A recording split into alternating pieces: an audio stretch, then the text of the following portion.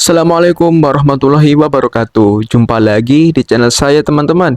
Seperti biasa, saya akan menyajikan sebuah kajian spesial untuk Anda. Mari kita simak bersama-sama.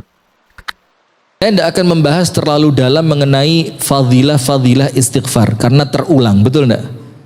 Istighfar itu memudahkan urusan, istighfar itu menjadikan setiap kesulitan kita oleh Allah diberikan kemudahan. Istighfar itu mendatangkan rezeki dari tempat dan arah yang tidak diduga. Itu insya Allah antum lebih tahu dari ana karena sudah terulang.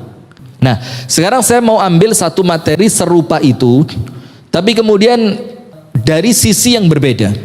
Tetap istighfar, tetap tobat, intinya minta ampun kepada Allah, tapi dari sisi yang berbeda, agar kesannya tidak terulang. Opo sih kok istighfar maneh?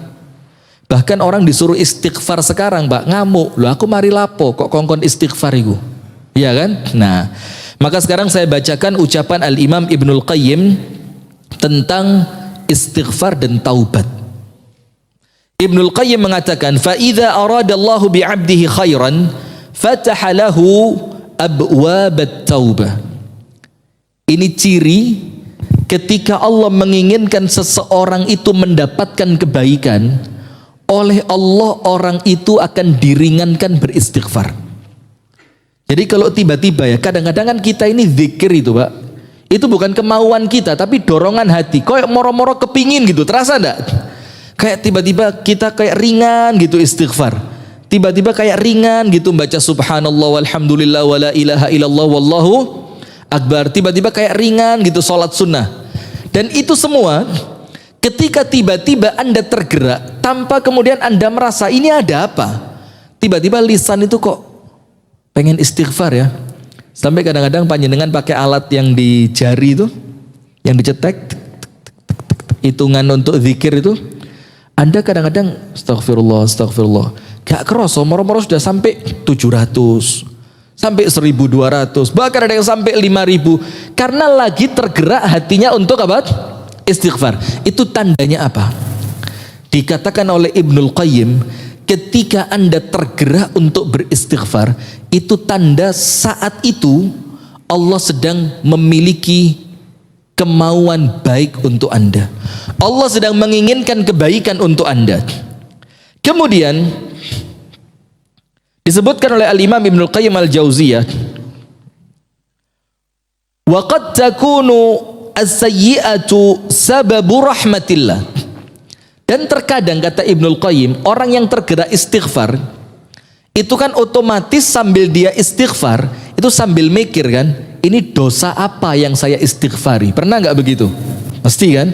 Misalkan kita ini matanya kurang terjaga, susah untuk menundukkan pandangan, atau mungkin telinga kita susah untuk ditahan, yang didengarkan itu sesuatu kalaupun tidak haram minimal sia-sia, iya apa enggak? Maka ketika kita beristighfar itu akan lebih afdolnya teringat di sini, Pak, saya ini istighfar untuk dosa yang mana? Karena ketika Anda memunculkan dosa sembari Anda beristighfar, maka Anda dapat dua. Anda dapat dua. Nomor satu, Anda mendapatkan keutamaan istighfar. Dan yang kedua, Anda mendapatkan ampunan dari dosa yang sedang Anda fikirkan tadi. Astagfirullah, tadi kok saya ngomongnya kurang baik. Astagfirullah, tadi waktu jalan sempat kelihatan sesuatu yang seharusnya tidak boleh dilihat. Jadi sembari Anda beristighfar, itu bukan sekedar otomatis pokok gano artine sekedar kalimat istighfar yang keluar sia-sia seperti apa? Seperti buih di lautan. Lah, itu tidak ada artinya. Tapi istighfar kita itu masuk ke dalam hati, ya Allah aku salah. Ya Allah, hamba perlu pertolongan darimu untuk menghapuskan kesalahan itu. Ya Allah, kesalahan ini apabila tidak mendapatkan ampunan darimu, maka akan mendatangkan bencana untukku. Kemudian muncul kesadaran, astagfirullah. Maka tentu akan lebih baik istighfar itu bukan cepet-cepetan mengejar kuantitas. Oh, saya harus istighfar sekian ratus, saya harus istighfar sekian ribu, saya harus sekian jam ini, waktu ini harus habis untuk apa? Istighfar. itu tidak lebih baik dibandingkan orang yang istighfarnya sedikit tapi dalam. Ngerti, istighfarku menunjukkan aku banyak dosa.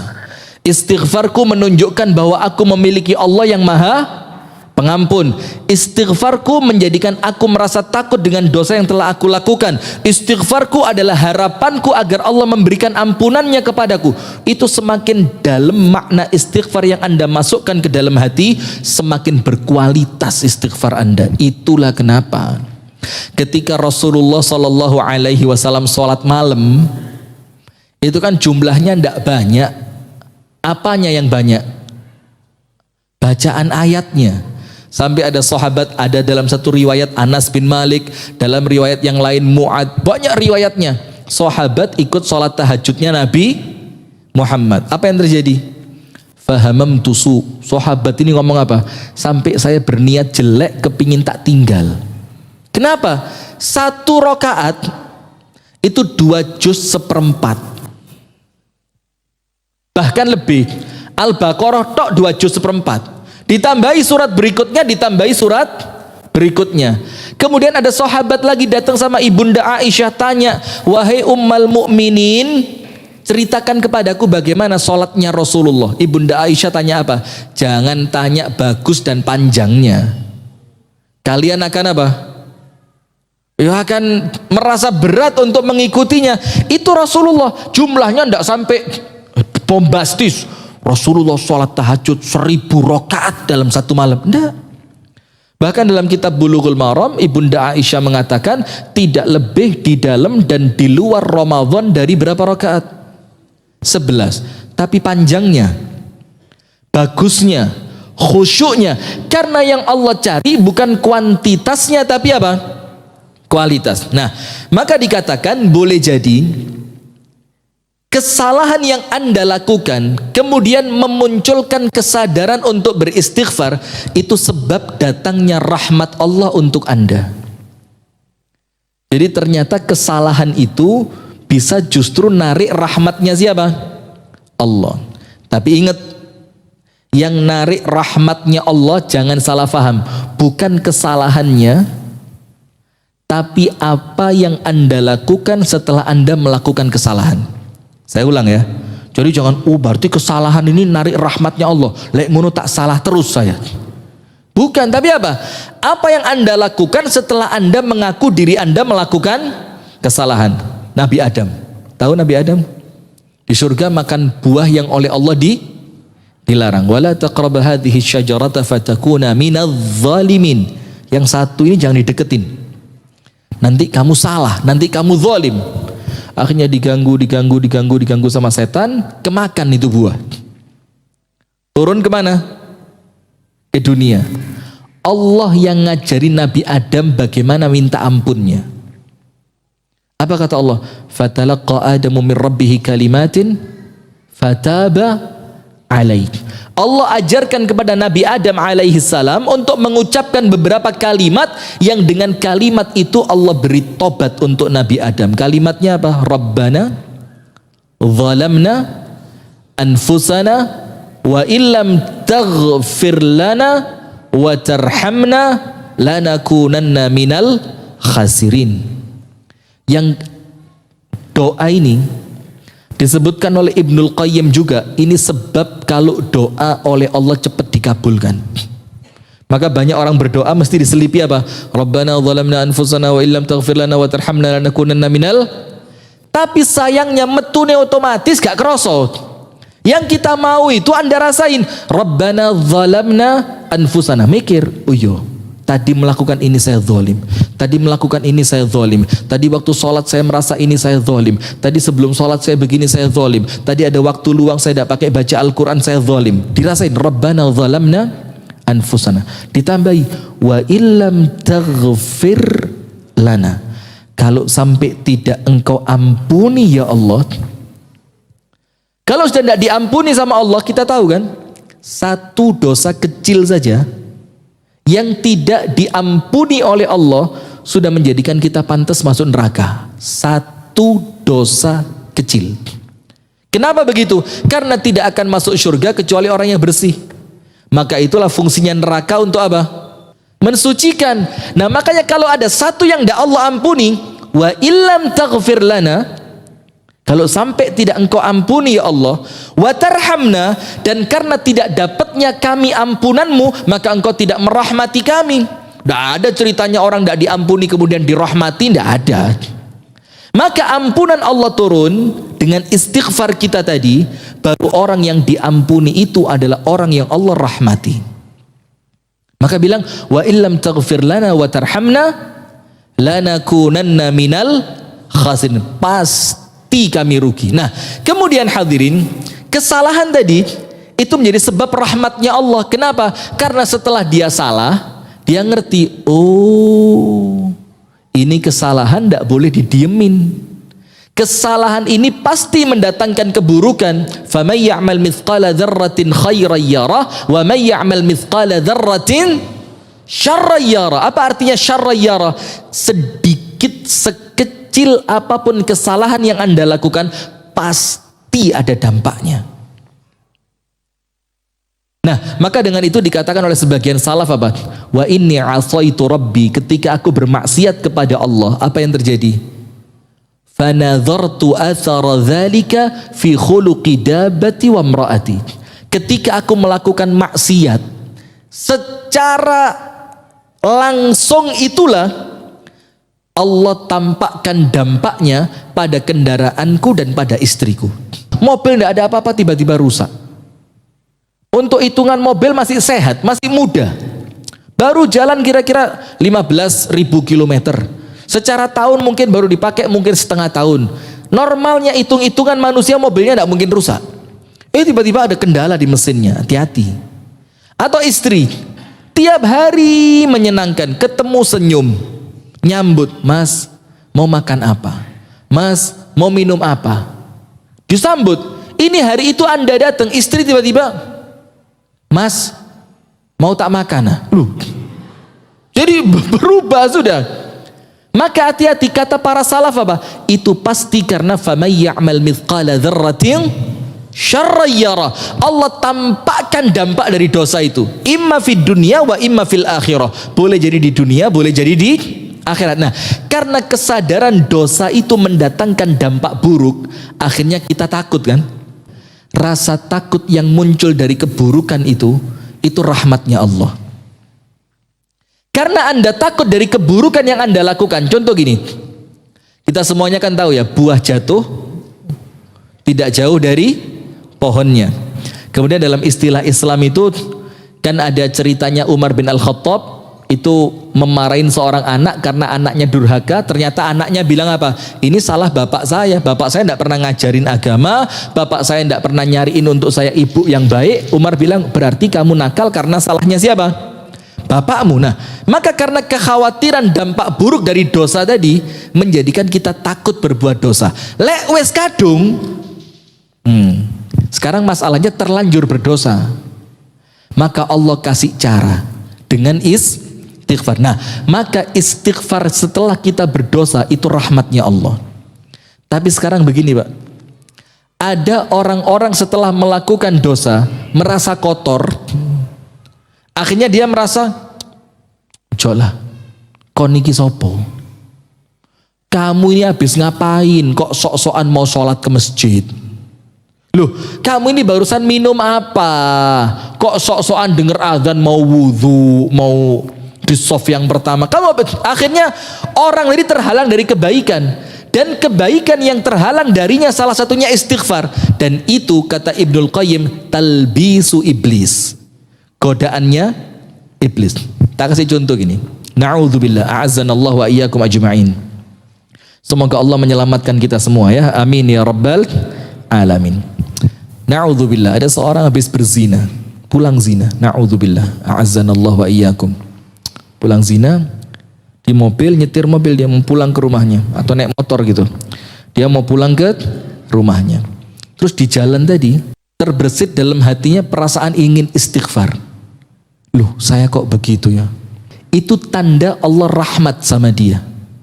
Ternyata setan bisi. Oh, pose Anda ini barusan pulang dari perbuatan fahisyah, zina, kok sekarang sok-sokan suci mau istighfar. Nah, itu ternyata setan. Maka sekarang hadirin, disebutkan oleh Ibnul Qayyim, terkadang kesalahanmu itu mendatangkan rahmat dari Allah. Maksudnya apa? Ketika Anda salah, terus kemudian Anda merasa takut, ya Allah, kesalahan ini mendatangkan azab, bagaimana?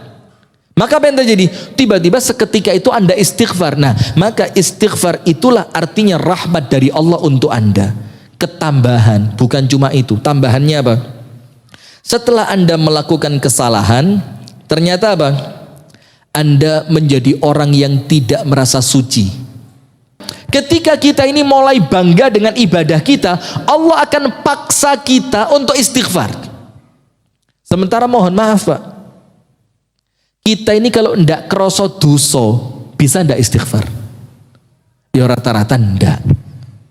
Karena istighfar itu oleh para ulama dibagi 3. Ini penting. 3. Nomor 1, al-istighfaru minadz-dzambi. Istighfar karena dosa. Bagus ndak? Ya luar biasa bagusnya. Tapi ini bagus level yang paling bawah. Ada yang lebih bagus? Ada. Nomor 2. Apa? Al-istighfar ala taqsir fil ibadah. Istighfar karena ibadahnya dianggap kurang sempurna. Betul apa enggak? Zikir pertama kali setelah kita selesai salam dari sholat apa? Anda habis ngapain kok istighfar? Habis ibadah loh. Ngapain istighfar? Sholat isinya apa? Al-Quran, doa, zikir, tasbih, takbir, kan gitu. Loh kenapa kok istighfar? Karena kita yakin Pak, ibadah kita tadi 100% sempurna atau ada kurangnya? Ya kurang pol kita, bukan ada kurangnya, kurang pol. Nah karena kurang khusyuknya dalam ibadah, maka kita apa? Istighfar. Doa keluar dari kamar mandi apa? Ghufranak, ampuni hamba ya Allah. Anda di kamar mandi ngapain sih? Buang hajat, selesai keluar. Loh ngapain Anda pakai istighfar? Wong itu manusiawi kok. Karena ada waktu yang ketika Anda di kamar mandi tadi, Anda tidak maksimal ibadah. Boleh baca Quran di kamar mandi? Tidak boleh. Boleh sholawatan di kamar mandi? Tidak boleh. Yang waktu itu kalau Anda tidak di kamar mandi, Anda bisa ibadah maksimal. Karena Anda di kamar mandi, Anda tidak mampu ibadah maksimal dengan umur yang Allah kasih yang tidak bisa mundur, maju terus. Maka Anda tutup kekurangan ibadah dari waktu yang Anda ke toilet tadi dengan apa? Istighfar. Ampuni ya Allah, tadi tidak maksimal karena saya sedang di kamar mandi. Itu istighfar yang kedua. Keren. Lebih keren dari yang pertama. Kalau pertama istighfar karena apa? Dosa. Nomor 2 istighfar karena ibadahnya dianggap kurang sempurna. Ini lebih keren. Dosa gak, tapi ngaku ibadahnya tidak sempurna. Istighfar yang paling keren nomor 3. Istighfarnya Nabi besar Muhammad sallallahu alaihi wasallam. Nabi Muhammad, saya mau tanya, apakah beliau punya dosa? Enggak, namanya apa? Maksum, terbebas dari dosa. Tapi beliau istighfar, padahal tidak punya dosa. Ibadahnya Nabi Muhammad sempurna atau kurang? Oh, sempurna. Tapi Nabi Muhammad istighfar. Dosa tidak punya, ibadah sempurna, kok tetap istighfar? Istighfarnya apa? Istighfarnya untuk ibadah. Karena yang nyuruh istighfar siapa? Allah. Berarti ketika perintah Allah kita lakukan, kita beribadah apa enggak? Ibadah. Maka istighfarnya Nabi Muhammad bukan karena dosa, istighfarnya Nabi Muhammad bukan karena kurang sempurnanya ibadah, tapi istighfarnya beliau ini istighfar murni sebagai bentuk ibadah. Nah, maka Ibnul Qayyim mengatakan orang yang arif, kenal sama Allah, itu Allah akan paksa dia bagaimana dia tidak pernah merasa cukup dengan dirinya tanpa pertolongan dari Allah. Itulah diperbanyak mengucapkan la haula wala quwata illa billah. Tapi sekali lagi Pak, la haula wala quwata illa billah itu gak mek metut tok. Kita ini zikir ahli. Apalagi yang sempat pakai alat itu. Woi, alat itu kalau saya tambah terpacu gitu. 3.700 rek. Nanti lagi 9.200. Oh iki kudu 110.000 iki. Nguber maneh tambahi 800. Ya apa ndak? Memacu, boleh ndak? Boleh, bagus, bagus. Tapi nampaknya kok hitung-hitungan kuantitas, ndak ada nilai di situ. Maka termasuk la haula wala quwata illa billah, itu ngaku, ya Allah, saya mampu ibadah betul-betul karenamu ya Rabb. Bahkan ketika saya mampu beristighfar setelah saya berdosa, itu karenamu ya Allah. Ngaku begitu. La haula wala quwata illa billah. Akhirnya sama Allah dipaksa, bagaimana supaya ahli ibadah ini tidak merasa cukup dengan dirinya. Bagaimana caranya Allah? Kembali seperti yang tadi, ibadah yang aku lakukan sepanjang ini dibandingkan dengan dosa yang aku lakukan, jauh lebih berat apa? Dosa saya. Akhirnya dia merasa apa? Berarti kalau saya sendirian tidak cukup, saya harus megang siapa? Allah Ta'ala. Maka disebutkan di sini, orang yang arif kepada Allah, itu Allah akan jadikan dia tidak pernah merasa cukup dengan diri dan amalnya. Maka oleh Allah dipaksa dengan apa tadi? Merasa berdosa. Jadi seperti itu ya teman-teman, makna dari sebuah kalimat istighfar. Mungkin ada dari kita yang belum mengetahui arti tersembunyi dari istighfar atau sisi lain dari istighfar. Semoga kita senantiasa beristighfar dan semoga kita menjadi orang yang selalu dinaungi oleh rahmat Allah Subhanahu wa taala ke depannya. Terima kasih atas segenap perhatian kalian. Sampai jumpa di lain waktu. Akhir kata, wassalamualaikum warahmatullahi wabarakatuh.